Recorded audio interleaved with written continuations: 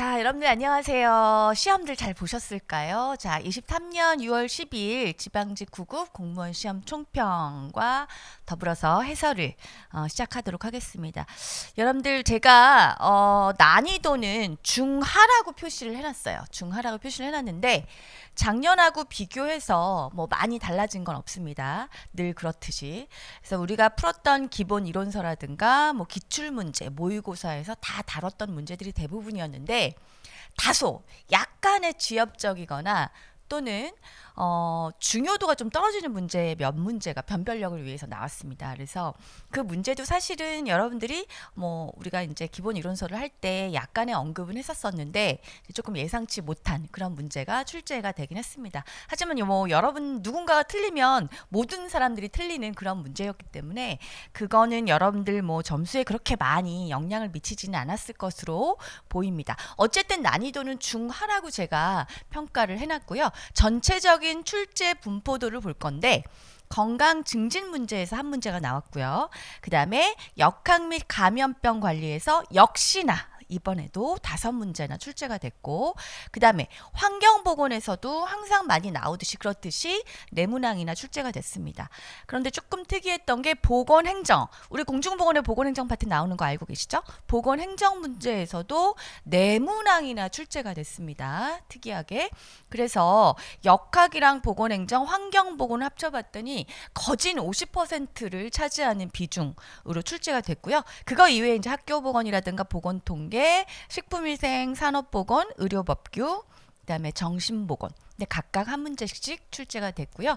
예전에 출제가 됐었던 뭐 모자보건이라든가 노인보건 또는 항상 앞쪽에 출제가 되는 윈슬로우의 어떤 공중보건의 개념을 묻는 문제라든가 이런 것들이 출제가 되지 않았고 보건행정에서 되게 많이 출제가 됐다라는 게 조금 이번 시험의 좀 특징이라고 할 수가 있고 그렇게 분포도가 고르게 분포된 것 같지는 않습니다.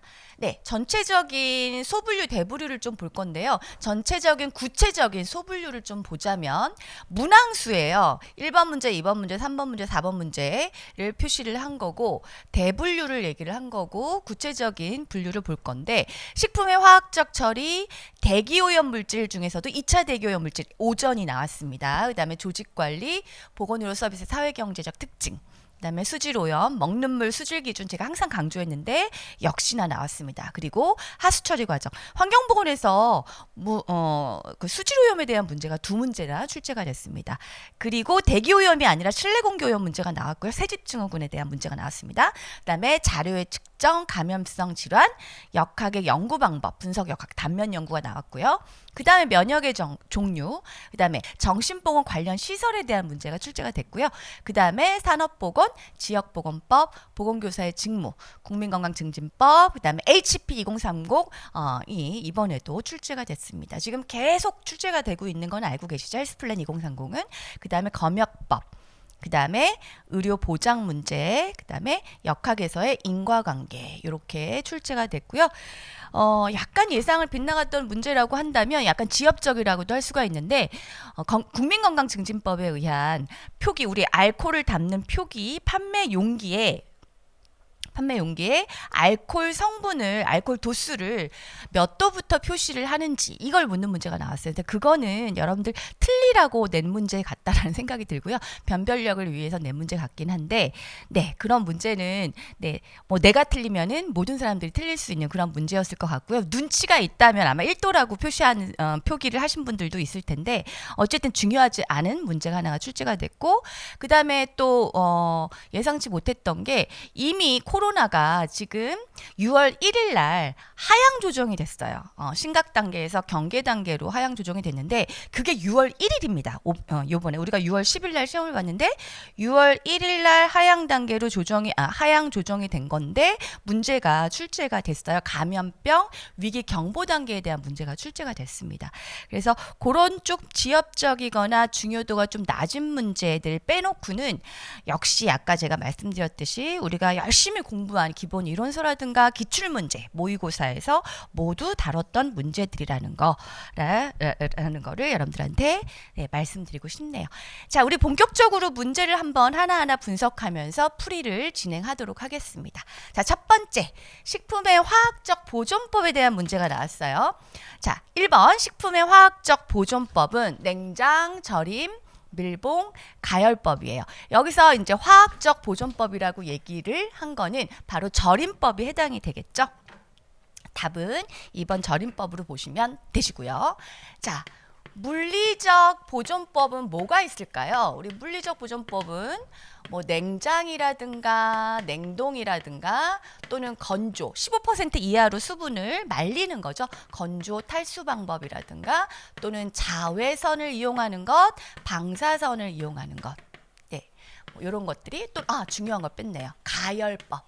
네, 이런 것들이 물리적 보존법에 해당이 되겠고요. 화학적 보존법은 저기 나와 있는 절임법이 있을 것이고요. 그 다음에 화학 첨가제가 있겠죠. 우리 열심히 외웠죠. 화학 첨가제. 우리 수업 시간 열심히 외웠던 부분인데 산화 방지제가 있고요. 그리고 또 보존료가 있죠. 이른바 우리가 방부제라고 얘기하는 보존료가 있습니다. 절임법은 뭐가 있나요? 산장, 식초에 절이는 거죠. 당장, 염장이 있겠죠. 산장은 pH 4.9 이하로 산도를 낮춰서 절이는 방법이고요. 당장은 50%의 설탕을 이용을 하는 거죠. 염장은 10%의 소금을 이용하는 방법이겠죠. 그거 이외에도 우리 물리화학적 처리 방법도 있습니다. 물리화학적 처리 방법. 뭐가 있을까요? 바로 훈연 또는 훈증법. 우리 소세지 처리할 때 그 식품 가공 처리할 때 많이 쓰는 방법이죠. 그 다음에 가스 저장법. 네, 이런 것들이 물리적 방법과 화학적 방법을 컴바인해서 식품을 보존하는 방법이다라고 할 수가 있겠죠. 네, 이것도 여러분들 너무너무 쉬운 문제라서 잘 맞추셨을 것으로 추정이 됩니다. 자, 2번 보도록 할게요. 네, 2차 대기오염 물질이 나왔습니다. 자, 2차 대기오염 물질로 산화력이 매우 강하대요. 그리고 대기환경 보존 법령상 대기오염 경보 대상이다. 그리고 질소화합물이 자외선과 광화학 반응을 일으키는 과정에서 생성된다. 자, 여기 보면 2차 대기오염 물질이라는 거 키포인트. 그 다음에 대기환경 보존법. 그 다음에 광화학 반응. 네, 뭐 산화력이 매우 강하다. 딱 봐도 뭔가요? O3, 오전이 정답이겠죠. 그렇죠? 답은 1번으로 하면 되겠고, 보충 설명을 하자면 우리 LA 스모그의 주 원인이 되는 게 뭔가요? 자동차 배기가스죠. 우리 자동차 배기가스에서 많이 배출하는 게 HC, 탄화수소죠. 그렇죠? 이 탄화수소가 누구를 만납니까? 바로 자외선을 만나죠. 자외선을 만나서 광화학 반응을 일으키죠. 그래서 뭐를 형성하죠? 2차 대기오염 물질을 형성을 하죠. 이게 바로 오존이 되겠죠. 자, 우리 대기환경 보존법 한번 언급하고 넘어가도록 할게요. 대기환경 보존법에서 주의, 경보, 중대 경보, 오존을 얘기를 하는 거죠. 주의에서는 0.12 ppm, 경보에서는 0.3 ppm, 중대 경보에서는 0.5 ppm. 이것도 여러분들 열심히 외우셨을 거예요. 그렇죠? 그래서 시험 문제 풀이 그냥 2번으로 끝나는 게 아니라 이런 것도 같이 알아두시면 좋겠죠. 그래서 정답은 1번으로 하도록 하겠습니다. 이 수업을 이 해설 강의를 듣는 분들이 물론 시험 끝나고 조마조마하면서 결과를 기다리면서 듣는 분들도 계시겠지만 앞으로 이제 보건직을 준비를 하면서 어떤 문제들이 출제가 되는지 궁금해하시는 분들도 있기 때문에 조금 제가 구체적인 설명을 첨부해서 얘기하도록 하겠습니다. 네, 그래서 2번은 2차 대기오염 물질인 오존을 답으로 하시면 되겠죠. 자, 여러분들 스모그도 2차 대기오염 물질이라고 할 수가 있고요. 자, 라돈과 포말데이드는 뭘까요? 자, 대기오염 물질이 아니라 얘네들은 실내 공기 오염 물질이죠.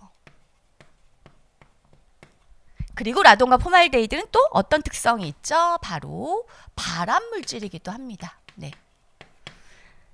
아주 나쁜 물질이죠. 네, 같이 알아두시면 되겠습니다. 자, 3번 보도록 할게요. 3번. 네, 보건행정 문제가 나와서 이번에 유난히도 보건행정 문제가 공중보건에 많이 출제가 됐습니다. 특이하게. 네, 매번 뭐 한두 문제 나오긴 하는데 이렇게 네 문제나 출제가 된 경우는 좀 드문 것 같아요. 근데 점점 추세가 공중보건에 보건행정 문제가 조금씩 늘어나고 있는 추세인 것 같습니다. 여러분들 트렌드를 좀 읽으면 좋겠고요. 자, 조직의 공동 목적을 달성하기 위하여 자, 여기서 중요한 거 행동통일 그 다음에 업무 수행을 조화롭게 배열을 한대요. 조화롭게 배열. 업무를 조화롭게 배열하고 행동을 통일을 한다. 이거는 조직의 목적 달성을 위해서 필요한 것들이겠죠. 이게 바로 어떤 조직의 원리에 해당이 될까요? 바로 정답은 조정의 원리겠죠. 답은 1번으로 하시면 되겠고, 우리 구체적으로 조직의 실원칙을 좀 보도록 할게요. 자, 조정의 원리, 계층제의 원리, 명령통일의 원리, 통솔범위의 원리, 거기에 추가적으로 분업화의 원리, 그쵸? 그 다음에 권한, 책임, 일치의 원리. 그리고 조직은 뭐 때문에 존재하는 겁니까? 목적 때문에 존재하죠? 네, 목적의 원리.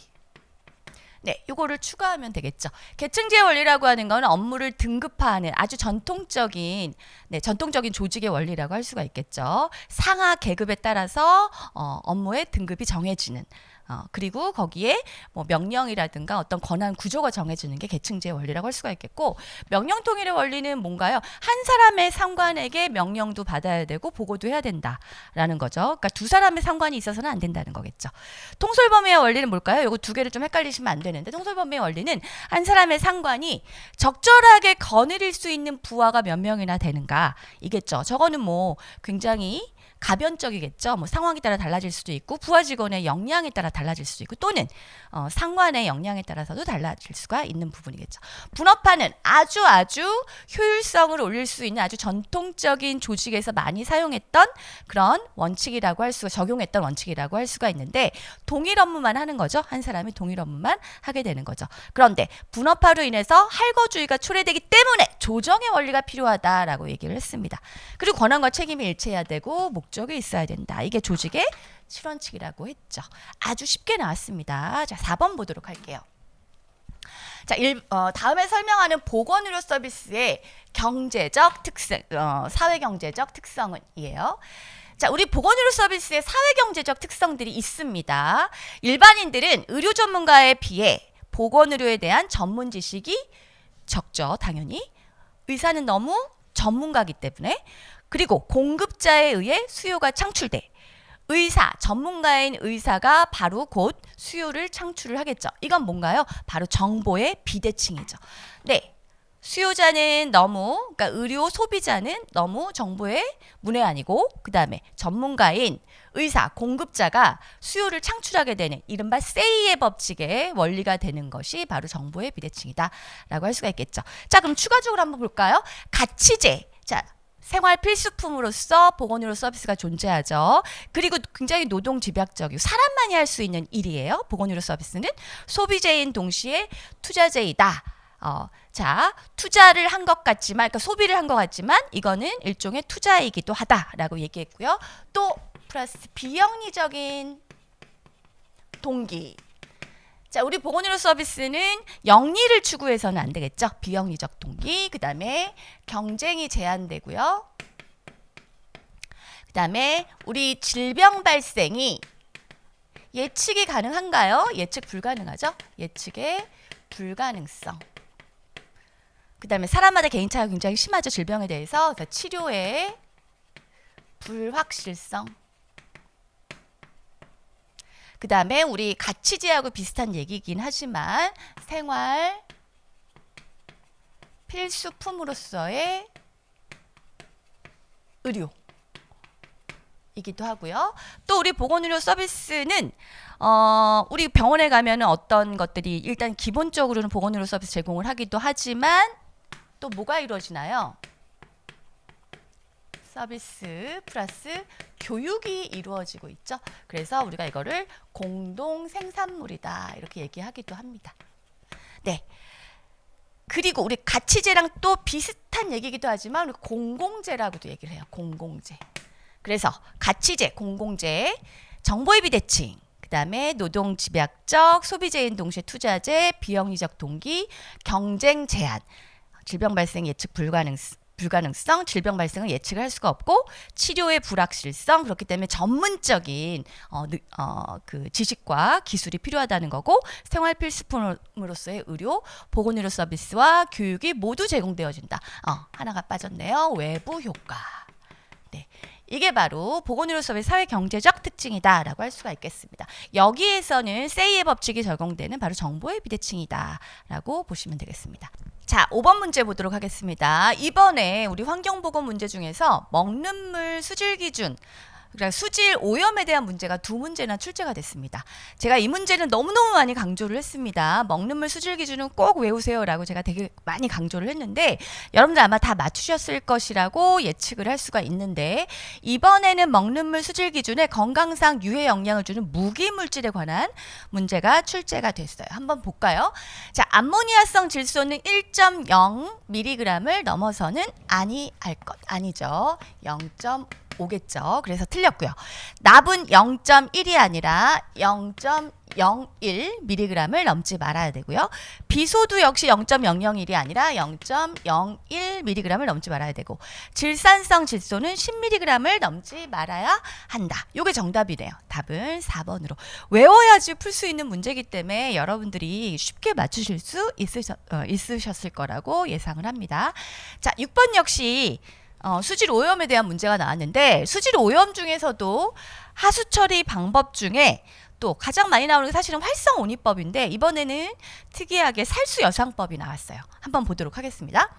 1차 침전지를 거친 폐수를 미생물막으로 덮인 자갈이나 쇠석, 기타 매개층 등 여제 위에 뿌려서 폐수가 여제 사이를 흘러내리며 미생물과 접촉하면서 오염물질이 분해, 처리되는 게 바로 무엇일까요? 바로 하수 처리 방법 중에 살수여상법이라고 할 수가 있겠죠. 자, 여러분들 말이 좀 어려운 것 같지만 우리 여제라고 하는 거, 여제 또는 여과제라고도 합니다. 여과제라고도 하는데 이 여과제 쇠석이라든가 돌이죠. 돌이나 자갈을 잔뜩 채우고 그 위에다가 폐수를 뿌리는 거예요. 우리가 살수 이런 말 하죠. 그러니까 물을 뿌린다 이런 뜻이겠죠. 그래서 이 폐수를 여제 위에다 뿌리게 되면 거기 미생물막이 형성이 돼서 그 미생물막이 유기물이나 무기물과 같은 여러 가지 오염물질을 분해하는 생물학적 방법이겠죠. 자, 그래서 우리가 하수 처리 방법은 크게 일단은 생물학적 방법을 볼 건데 생물학적 처리 방법은 크게 호기성, 이거 호기성을 더 많이 쓰죠. 혐기성보다는 혐기성 처리 방법이 있죠. 혐기성은 임호프 탱크법, 그다음에 가장 많이 쓰는 메탄 발효, 그다음에 냄새나 악취라든가 좀 그 해충들이 많이 생기는 부패조, 네, 이렇게 볼 수가 있고 호기성, 자 산소를 이용하는 게 호기성이겠죠. 뭐가 있나요? 가장 진보적인 방법에 활성온이, 그다음에 넓은 부지가 필요한 산화지법, 그다음에 살수여상법과 회전원판법. 이렇게 우리가 구분을 할 수가 있겠죠. 자, 우리 살수여상법에 대해서 조금 자세히 보면 살수여상법 생물학적 방법 중에 호기성 처리 방법이긴 한데 얘의 장점은 뭘까요? 장점은 산화지법과 비교했을 때 넓은 부지가 필요 없어요. 넓은 부지가 필요 없고 유지 비용이 저렴합니다. 활성온이법과 비교했을 때 유지 비용이 좀 저렴한 편이다라는 게 장점이 될 수가 있고요. 또 하나 우리 활성온이법의 굉장히 단점이 되는 게 뭘까요? 바로 반송 슬러지를 하지 않아도 된다는 거. 반송 슬러지를 반송 슬러지를 할 필요가 없다라는 거. 요게 이제 살수 여상법의 장점이죠. 근데 단점이 뭘까요? 단점은 네. 미생물막이 노출되다 보니까 악취도 많이 날 것이고 그다음에 해충들이 많이 발생하겠죠. 파리라든가 이런 위해 해충들이 많이 발생한다라는 거. 또 어떤 단점이 있을까요? BOD가 이거는 뭐 단점이라기보다는 네, BOD 제거율 이건 따로 적어드릴게요. BOD 제거율은 활성 온이법이 90%인 거에 비교해서는 조금 낮습니다. 80%에 해당이 되고요. 단점으로는 악취나 해충이 생기는 것과 여과제가 자주 막힌다라는 게 단점입니다. 그래서 여제의 폐쇄. 요게 대표적인 살수 여상법의 단점이라고 할 수가 있겠습니다. 사실은 장점보다는 단점이 좀 많이 출제가 되는 그런 부분이 있으니까 단점 위주로 좀 알아두시면 되겠고 호기성 처리법에 무엇이 있는지 함기성 처리법에 무엇이 있는지 같이 보시면 되겠죠. 그래서 6번에는 살수 여상법으로 하시면 되겠습니다. 자, 7번 새집증후군. 새집증후군에 대한 문제가 나왔어요. 새집증후군의 원인 물질인 휘발성 유기화합물, 우리 VOCS라고 부르죠. 이 유기화합물이 아닌 것은이에요. 자, 딱 봐도 일산화탄소죠, 여러분들. 네, 일산화탄소가 아니고요. 아이고. 자, 일산화탄소가 아니겠죠. 벤젠, 톨루엔, 스틸렌 모두 VOCS, 즉 휘발성 유기화합물에 해당이 되고요. 더 추가하자면 클로로포름, 그 다음에 아세톤, 그 다음에 요거 중요하죠. 폼알데히드. 자, 새집증후군의 원인 물질들은 다 실내 공기 오염의 대표 물질들이고요. 대표적으로 휘발성 유기화합물들은 모두 발암 물질입니다. 그래서 여기에 더 추가하자면 클로로포름, 아세톤, 폼알데히드가 네, 해당이 됩니다. 그래서 정답은 1번으로 하시면 되겠습니다. 자, 8번 보도록 할게요. 2개 이상의 산포도를 비교하고자 할 때 사용을 하고요. 측정치의 크기가 매우 차이가 나거나 단위가 서로 다를 때 유용하다. 표준 편차를 산술 평균 값으로 나눈 값이며 백분율로 나타내기도 한다. 이거 우리 보건 통계 문제 한 문제가 나왔어요. 이번에 그 해당되는 보건 통계 문제인데 자, 저거 뭘까요? 2개 이상의 산포도를 비교한다. 그럼 우리가 이걸 뭐라 그래? 상대적 산포도 이렇게 얘기하죠. 바로 변이계수죠.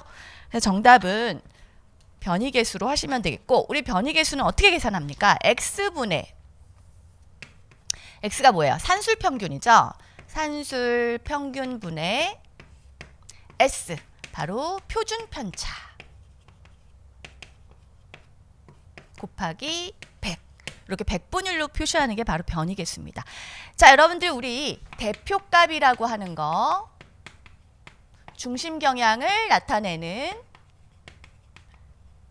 자료에는 무엇이 있고 우리 문제와 같이 산포도를 나타내는 자료에는 무엇이 있는지 좀 볼까요? 대표값, 중심 경향을 나타내는 거는 여기 우리 조합평균이라고 되어져 있죠? 평균. 우리 평균도 조합평균, 우리 문제에 나와 있는 조합평균, 기하평균. 기하평균은 분포가 비대칭일 때 사용하는 평균 방법이죠. 그거 이외에 우리가 일반적으로 사용하는 산술평균. 자, 평균, 그 다음에 또 뭐가 있나요? 최빈값, 그리고 중앙값. 이런 것들이 바로 대표값, 중심 경향을 나타내는 네, 우리 측정치, 자료의 측정치라고 할 수가 있겠고 산포도는 뭔가요? 자료에 흩어진 정도겠죠. 그래서 뭐가 있을까요? 자, 분산, 표준편차, 이거를 가장 많이 쓰죠. 그 다음에 평균 편차, 범위, 그 다음에 변이계수, 사분 범위, 사분위 편차. 자, 이게 모두 산포도를 나타내는 것이고 산포도는 낮을수록 자료가 정확하다. 왜? 자료가 흩어진 정도가 산포도이기 때문에 너무 흩어져 있으면 자료가 정확하지 않다. 이런 얘기도 수업 시간에 많이 말씀을 드렸습니다. 그래서 8번 보건통계 문제의 정답은 변이계수, 상대적 산포도를 나타내는 변이계수를 답으로 하시면 되겠습니다. 자, 이 문제가 조금 논란이 될 것도 같은데, 논란이 될 문제, 잘못 나온 문제는 아니에요. 그런데 6월 1일 날 우리 코로나가 심각 단계에서 경계 단계로 하향 조정이 됐는데 이제 이런 문제를 냈으니까 아무래도 인간적으로 좀 뭐랄까요? 상도를 어겼다고 해야 되나? 좀 그렇죠. 허를 찔렀다고 표현을 좀 바꿔볼까요? 어쨌든 우리가 기본 이론서에서 가볍게 다루기는 했었어요. 감염 단계 위기 경보, 감염 위기 경보 단계에 대해서 가볍게 다루긴 했는데 이 문제가 출제가 됐습니다. 지금 현재 6월 1일 기준으로 해서 심각 단계에서 어떻게 경계 단계로 하향 조정이 됐어요. 자, 그러면 보도록 할까요? 자, 이렇게 순서대로죠. 관심 단계는 재출현 감염병의 발생이에요. 점점 심해지는 거겠죠? 주의는 재출현 감염병의 제한적 전파입니다. 경계는 재출현 감염병의 지역사회 전파. 이게 정답이죠. 지역사회 전파. 심각은 재출현 감염병의 전국적 확산이에요. 심각하죠? 전국적 확산. 그래서 여기서 보면은 국내 원인 불명 재출현 감염병의 지역사회 전파고요. 위에 걸 보시면 국내 유입된 해외 신종 감염병의 제한적 전파. 신종 감염병의 제한적 전파예요. 그래서 정답은 3번. 지금 현재 경계 단계에 있는 거 알아두시고요. 경계 단계에 있습니다. 3번으로 보시면 되겠고, 자, 한번 우리 추가적으로 좀 보도록 하겠습니다. 자, 우리 관심 단계는 색깔도 알아두시면 좋겠죠. 관심은 색깔이 블루, 옐로우, 오렌지, 레드 색깔로 표시를 하고요. 관심 단계는 해외에서의 신종 감염병 발생 및 유행, 그리고 국내 원인 불명 재출현 감염병의 발생. 그 다음에 주의 단계는 해외 신종 감염병의 국내 유입, 국내 원인 불명 재출현 감염병의 제한적 전파. 여기는 발생, 제한적 전파. 그 다음에 경계 단계는 국내 유입된 해외 신종 감염병의 제한적 전파이면서 국내 원인 불명 재출현 감염병의 지역사회 전파.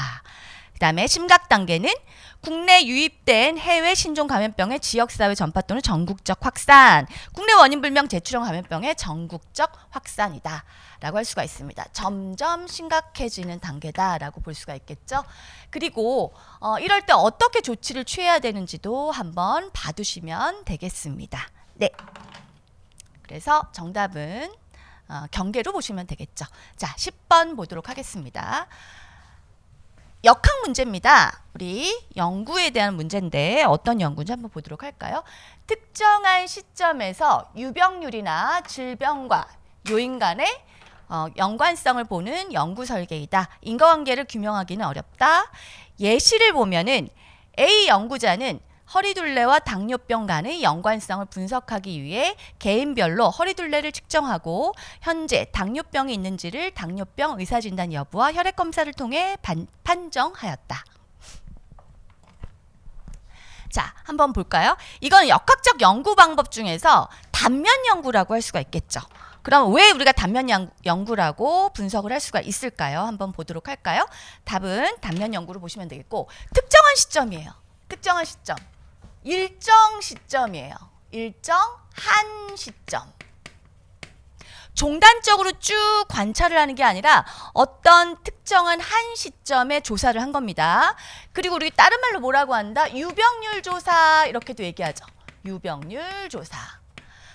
그리고 한 시점에 조사를 한 거기 때문에 어떨까? 인과관계를 규명하기 어려워요. 그렇죠? 그래서 시간적 선후 또는 전후 관계를 규명하기가 어렵다. 이게 단점이죠. 그렇죠?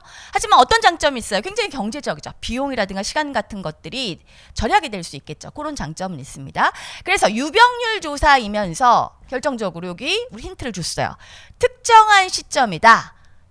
어떤 일정한 한 시점이다.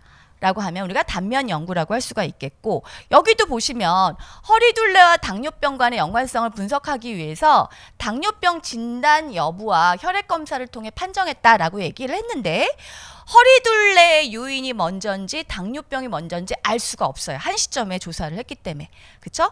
그리고 당뇨병에 대한 유병률을 조사한 거예요. 쉽게 얘기하면. 그래서 정답은 단면 연구로 보시면 되겠죠. 자, 우리 1단계 연구, 1단계 역학, 2단계 역학, 3단계 역학을 한번 볼까요? 1단계 역학은 우리가 기술 역학이라고 얘기를 하고, 이때 우리가 가설을 설정을 하죠.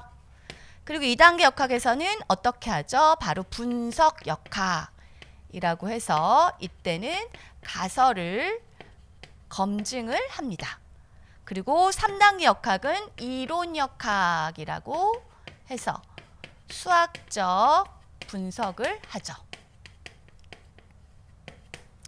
이렇게 역학의 단계가 이루어지는데 단면 연구는 분석 역학에 해당이 되기 때문에 2단계에 해당이 되겠죠. 자, 우리 기술역학에는 어떤 연구들이 있나요? 사례 연구, 사례군 연구, 그 다음에 상관관계 분석을 하는 생태학적 연구들이 있겠죠. 그 다음에 분석 역학에는 우리가 잘 알고 있는 단면 역학 이외에도 코호트 연구도 있고, 그 다음에 환자 대조군 연구도 있습니다. 네, 역학 문제 풀어봤고요. 그 다음에 11번 보도록 하겠습니다. 너무너무 쉽게 나왔어요. 그쵸? 너무너무 쉽게 나왔습니다. 우리 면역에 대한 문제, 면역 문제 아주 꼬아서 내려면 굉장히 꼬아서 낼 수 있는데 아주 정직하게 나왔어요. 자, 일단 능동을 크게 나누면 선천적 면역과 그 다음에 후천적 면역으로 나눌 수가 있고, 우리 선천적 면역은 뭐라고 하죠? 종족 면역이라고 해서 어떤 인종이 태어날 때부터 갖고 있는 면역이에요. 후천 면역이 중요하죠. 후천 면역은 일단 크게 어떤 항원을 주입하는 능동 면역과 항체를 주입하는 수동 면역으로 나뉘어지죠. 능동 면역도 자연과 인공으로 나뉘어지죠. 수동도 자연과 인공으로 나뉘어집니다. 대표적으로 능동이면서 자연 면역인 거는 병을 앓고 난 후, 그쵸? 질병을 앓고 난 후 형성된 면역이 능동 자연 면역이겠죠. 이게 가장 좋은 면역이죠. 예방적 효과도 있고. 그 다음에 능동이면서 인공 면역 대표적으로 뭐예요? 백신이죠. 예방접종. 그 다음에 톡소이드 해당이 되고요. 자, 수동자연 면역인 건 대표적으로 이게 정답이죠. 정답이 3번이에요. 자, 모유수유나 모체 태반을 통해서 형성된 면역이 바로 자연 수동 면역이겠죠. 자, 인공 수동 면역은 뭐가 있을까요? 면역 글로불린. 그리고 독소를 형성하는 세균에 해당되는 게 항독소. 이렇게 해당되겠죠. 이것도 굉장히 우리 수업 시간에 많이 풀었던 문제고 아주 쉬운 문제였습니다. 네, 정답은 3번으로 하시면 돼요. 12번. 이게 우리 교재에 나오기는 했는데 여러분들이 주의 깊게 보셨는지 모르겠어요. 자, 정신건강 증진 및 정신질환자 복지 서비스 지원에 관한 법률상. 중요한 거. 법규 문제죠? 네, 법률상. 법규이면서 정신보건 문제라고 할 수가 있어요. 법률상. 정신건강 증진 시설에 해당하는 것을 모두 고르면, 네, 정신요양시설, 정신재활시설, 정신의료기관. 정답은 니은, 디귿, 리을입니다. 그래서 답은 3번으로 하시는데, 자, 이번에는 우리 그 정신건강 증진이나 복지 서비스 지원에 관한 법률에 해당되는 정신건강 증진 시설이 나왔지만 이것도 중요해요. 정신건강 전문요원. 다음 시험에는 이게 나올 수도 있어요. 자, 정신건강 전문요원은 누구일까요? 정신건강 간호사. 그다음에 정신건강 사회복지사. 의사는 안 들어가요. 정신건강 임상심리사. 그리고 마지막으로 정신건강 작업치료사. 이게 바로 정신건강 전문요원입니다. 이것도 여러분들 꼭 알아두세요. 자, 13번. 산업보건 문제죠? 역시 정직하게 나왔어요. 산업보건 문제도 우리 너무너무 열심히 외운 산업재해 지표에 대한 문제가 나왔습니다. 자, 문제는 산업재해 지표 중 연 근로시간. 자, 연 또는 평균 근로시간수 분의 재해 건수예요. 재해 건수 곱하기 뭔가요? 네, 100만이래요. 100만. 동그라미가 6개죠? 네, 100만을 곱하는 거 하나밖에 없죠. 바로 뭔가요? 이거는 도수율이에요. 도수율. 연 근로시간수분의 재해 건수 곱하기 100만. 우리 도수율은 네, 국제노동기구에서 얘기하는 대표적인 지표이면서 네, 표준적 지표다라고 할 수가 있습니다. 표준적 지표. 즉 산업재해에 대해서 표준적인 어떤 기준을 제공하는 지표다라는 거를 우리가 알 수가 있겠죠. 그 다음에 건수율, 그 다음에 강도율, 사망만인율 한번 다 볼게요. 자, 건수율은 어떻게 되나요? 건수율은 분모가 다르죠. 여기는 평균 근로자 수분의 평균 근로자 수분의 재해 건수 곱하기 1000. 도수율을 제외하고는 대부분 1000을 곱하죠. 이거는 우리 ILO 국제노동기구에서 얘기하는 총괄적 파악을 할 수 있는 지표예요. 총괄적 파악을 할 수 있다. 자, 강도율은 뭘까요? 네, 평균 근로 시간수 분의 위에는 손실 작업 일수예요. 손실 작업 일수. 역시 곱하기 1000을 합니다. 그래서 강도율 우리가 알 수 있는 거는 손실 작업 일수죠. 손상의 정도. 얼마나 심하게 다쳤는지. 뭐 상해 지수 이렇게도 표현을 해요. 그런 걸 알 수가 있고요. 사망 만인율은 평균 근로자 수분의 평균 근로자 수분에 얼마나 많이 사망자가 생겼는지를 보자 하는 거예요. 그래서 사망자 수 곱하기 만인율이죠. 만인 중에. 그래서 만을 곱하면 됩니다. 그래서 여러분들이 가장 중요한 도수율, 건수율, 강도율은 제가 항상 강조를 했는데 네, 여기에서 나왔고요. 출제가 됐고요. 그거 이외에 사망 만인율도 여러분들이 알아두셔야 되겠죠. 그리고 ILO에서 얘기하는 어떤 의미를 갖고 있는지도 여러분들이 다 알아두셔야 됩니다. 여기에서 답은 도수율이 답입니다. 14번 보겠습니다. 네, 지역보건법에 대한 문제가 나왔어요. 보건진료소의 지역보건법과 농어촌 특별법에 대한 문제죠. 보건진료소의 설치 근거 법령은 농어촌 등 보건의료를 위한 특별조치법이다. 네, 1980년도에 법이 제정이 됐고 81년에 보건진료소가 어디?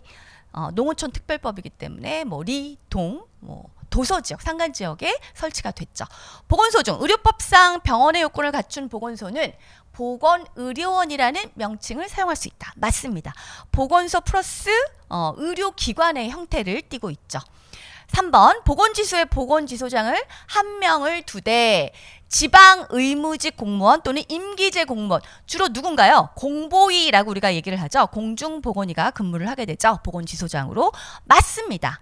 근데 4번이 왜 틀렸을까? 이게 약간의 함정이었어요, 여러분들. 자, 근데 제가 수업 시간에 강조는 했습니다. 그래서 수업을 잘 들은 학생은 아마 맞추셨을 텐데 시도지사 또는 시장군수구청장은 당연히 지역보건의료계획을 세우죠. 몇 년마다 세우나요? 바로 4년마다 수립을 합니다. 근데 그것만 봐서는 안 되고 문제는 뭐예요, 지금? 지역보건의료 실행계획이에요. 실행계획. 제가 뭐라 그랬냐면 지역보건의료계획은 4년마다 시장군수구청장, 시도지사가 세우지만 연차별 시행계획은 1년마다 세운다라고 얘기를 했습니다. 자, 당연히 연차별 지역보건 의료 실행계획이니까 실행계획이니까 몇 년마다 하겠어요? 매년 세우겠죠. 매년. 그쵸? 그래서 실행이란 말을 여러분들 중점을 핵심을 두시고 문제를 푸셨다면 4번이 오답이라는 걸 여러분들이 아마 알 수가 있으셨을 거예요. 약간의 함정이라고 볼 수 있겠어요. 그래서 답은 4번으로 하시면 되겠습니다. 네. 다음 문제 한번 보도록 할게요. 자, 15번 문제입니다. 학교보건법 문제예요. 역시 어렵지 않았습니다. 제가 학교보건법에서도 굉장히 많이 강조했죠. 보건교사 직무가 아니고 보건교사는 그냥 협조만 하고 보건의사, 그러니까 의사의 직무, 학교 의사의 직무이다라고 굉장히 강조했던 게 바로 정답이 4번인데 학생 및 교직원의 건강진단, 건강평가 플러스 또 뭐 건강상담. 이게 바로 누구의 직무예요? 바로 학교 의사의 직무예요. 보건교사는 여기에 뭐만 할 뿐이에요? 협조만 할 뿐입니다. 네. 그래서 정답은 4번으로 하시면 되겠고요. 나머지는 보건교사 직무가 다 맞습니다. 학교보건계획의 수립, 보건교육자료의 수집, 관리, 각종 질병의 예방, 처치 및 보건지도 다 맞죠. 4번은 네, 학교 의사의 직무이다. 16번 보겠습니다. 네, 이 문제가 네, 이 문제도 정말 속된 말로 상도에 어긋나는 그런 문제인데 눈치 빠른 학생은 네, 맞추셨을 수도 있을 것 같은데요. 한번 볼까요? 국민건강증진법령상 과도한 음주는 건강에 해롭다는 경고 문구를 오타네요. 경고 문구를 판매용 용기에 표기해야 하는 주류의 알코올분, 즉 알코올 도수를 얘기하는 거죠. 알코올 도수는 도수의 기준이 되는 것은 뭘까요? 그러니까 우리 표기를 할 때 술병의 표기를 할 때 1도라고 표기 뭐 안 하고 뭐 5도나 10도, 17도라고 표기하고 이렇지는 않겠죠. 알코올이 조금이라도 들어가면 다 표기를 하겠죠. 그리고 알코올이 안 들어갔으면 뭐겠어요? 무알코올 음료겠죠. 그렇죠? 그래서 이제 좀 센스 있으신 분 그렇다고 해서 틀린 분이 센스가 없다는 얘기는 아니지만 약간의 융통성을 발휘했다면 네, 맞추셨을 수도 있을 것 같은데 네, 정답은 네, 1도입니다. 조금이라도 들어가면 표기를 하게 돼 있습니다. 근데 우리 지금 HP 2030, 뭐 2020 때도 그랬고 2030 때도 그렇고 물론 국민 건강, 그러니까 건강 생활 실천 내용에 절주 부분이 있기는 해요. 절주도 있기는 하는데 여태까지 문제를 국민건강증진법에 의하면은 또는 HP 2030에 의하면 좀 금연 쪽에 초점이 맞춰졌던 게 사실이에요. 그런데 이번에 네, 음주에 대한 문제가 나왔습니다. 그래서 문제가 뭐가 나올지 모르기 때문에 우리가 정말 깊게도 공부를 해야 되지만 폭넓게 공부를 해야겠구나라는 교훈을 또 주는 문제였습니다. 네, 어쨌든 정답은 1번이에요. 네, 여지없이 또 나왔어요. HP 2030이 또 나왔습니다. 4차와 5차를 구분을 했을 때 4차에는 없는 게 무엇이냐. 제가 이제 수업을 하면서 이제 5차 중점적으로 외우세요. 4차보다는 5차를 중점적으로 외우세요 라고 얘기를 했는데 4차와 5차를 구분하는 문제가 나왔어요. 근데 만약에 4차를 완전히 잊어버렸다고 하더라도 우리 정답이 지금 4번인데 4차에는 없지만 5차에 있는 게 뭔가요? 기본 원칙이죠. 기본 원칙에 이게 나옵니다. 건강 친화력 구축이, 친화적 환경 구축이. 그렇기 때문에 나 5차만 막 열심히 외워서 4차는 기억이 안 나는데 그렇다고 하더라도 이건 이유가 될 수 없어요. 왜냐하면 5차의 기본 원칙에 건강 친화적 환경 구축이 나오기 때문이죠. 자, 그래서 이거 6개 분과예요. 6개 분과 중에 5차에는 있지만 4차에는 없는 게 바로 뭘까요? 건강생활 실천 확산, 감염성 질환, 인구 집단 건강관리, 건강 친화적 환경 구축, 또 하나 정신 건강 관리. 요 내용이 4차에는 없지만 5차에는 있는 내용입니다. 추가적으로 더 보자면 건강생활 실천, 인구 집단 관리, 감염성 질환과 뭐예요? 6개 분과 다 알고 계시죠? 비감염성 질환 환경성 질환, 기후변화 질환을 얘기를 하죠. 그게 더 추가가 될 수 있겠고 그 다음에 인구 집단 건강관리, 환경 친화적 건강 친화적 환경 구축, 정신 건강 관리. 요게 바로 6개 분과입니다. 그리고 건강 친화적 환경 구축의 중점 과제를 보면 중요한 거 중점 과제 2개만 더 알려드릴게요. 여러분들 이제는 6개 분과가 이번에 나왔지만 다음 시험에는 중점 과제가 나올 수도 있어요. 또는 대표 지표가 나올 수도 있습니다. 이건 아무도 몰라요. 자, 중점 과제 아주 중요한 게 있어요. 건강 친화적 환경 구축에 뭐가 있을까? 거버넌스 구축과 건강 정보력 건강정보 이해력 제고. 요 부분이 있습니다. 제고는 높인다 이런 뜻이겠죠? 그래서 거버넌스를 구축하고 건강정보 이해력을 제고하는 거. 요게 바로 건강친화적 환경구축 6개 분과인 건강친화적 환경구축의 중점 과제이다 라고 할 수가 있습니다. 네, 18번 볼게요. 자, 검역 법령상 검역 감염병 접촉자에 대한 최대 격리 기간으로 옳지 않은 것은 네, 검역 감염병이 나왔습니다. 자, 딱 봐도 여러분들 우리가 이것도 열심히 외웠죠. 제가 너무너무 강조했잖아요. 뭐예요? 에볼라가 틀렸네요. 네, 에볼라 며칠이에요? 에볼라 21일이죠. 그쵸? 21일. 더 추가하자면 황열, 그 다음에 콜레라 있고요. 그 다음에 패스트 6일이죠. 그 다음에 콜레라 5일. 동물 인플루엔자 조류 독감이죠. 10일. 사스 10일. 그 다음에 메르스 14일. 그 다음에 신종플루 최대 잠복기. 그쵸? 이것도 굉장히 여러 번 강조를 했습니다. 다 맞추셨을 거예요. 자, 19번 보겠습니다. 국민건강보험법상 국민건강보험공단의 업무 범위에 해당하지 않는 것은 자, 뭘까요? 보험료 부가징수, 이거는 국민건강보험공단의 아주 시그니처 업무죠. 그리고 보험급여 비용을 지급하는 거. 가입자 및 피부양자 자격관리. 다 공단의 업무예요. 그런데 4번에 요양급여의 적정성 평가나 또는 심사 또는 뭐 심사 기준 개발 이런 것들은 뭐예요? 심평원이죠. 심사평가원의 업무겠죠.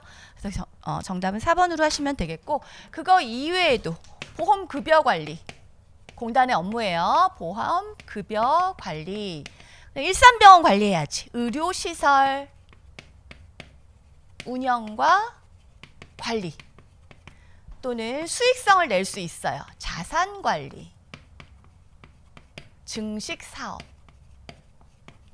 이런 거 좀 헷갈릴 수 있어. 네, 보험공단 나라에서 운영하는 건데 자산관리 해도 됩니까? 네, 할 수 있습니다. 기금이나 보험공단은 수익성을 내는 활동을 할 수 있어요. 그래서 정답은 4번으로 하시면 되겠죠. 아주 이것도 쉬운 문제였습니다. 우리 많이 풀었었어요.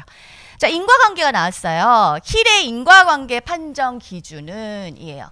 요인에 대한 노출은 항상 질병 앞에 있어야 한다. 당연하죠. 자, 노출 위험은 항상 선. 그 다음에 질병 발생은 항상 후에 있어야 됩니다.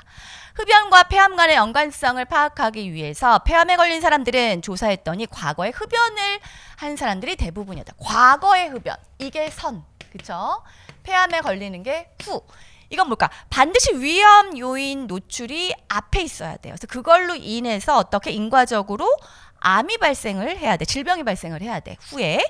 이거는 요인과 결과 간의 시간적 선후관계라고 할 수가 있겠죠. 답은 1번이에요. 연관성의 강도는 뭘까요? 연관성의 강도는 우리가 상대 위험도라고 하는 거죠. 상대 위험도. 우리 코호트 연구를 할 때 상대 위험도 RR 구하잖아요. 뭐예요? 만약에 RR이 2다. 이런 뭐예요?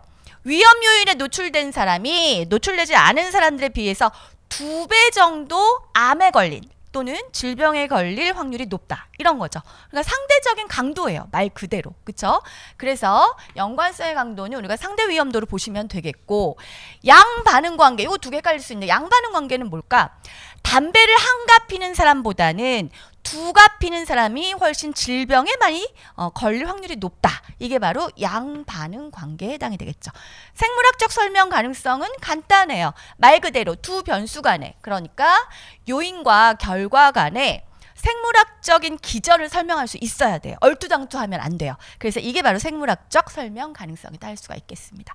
네, 꽤 시간이 오래 걸렸네요. 다 푸는데 구체적으로 설명을 하다 보니까. 그래서 20문제를 다 풀어봤는데 아까도 말씀드렸지만 몇 문제 약간 이상한 문제 빼놓고는 역시 우리 공부 시간에 다 수업 시간에 얘기했던 부분들에서 시험이 모두 출제가 됐습니다. 그래서 제가 중하라고 얘기를 했는데 여러분들 어쨌든 뭐 잘 보신 분들도 있으실 거고 조금 실수해서 아쉬운 분들도 계셨지만 일단은 시험이 끝났으니까 일단은 좀 내려놓으시고요. 편안한 시간 가지셨으면 합니다. 여러분들 수고 많으셨습니다.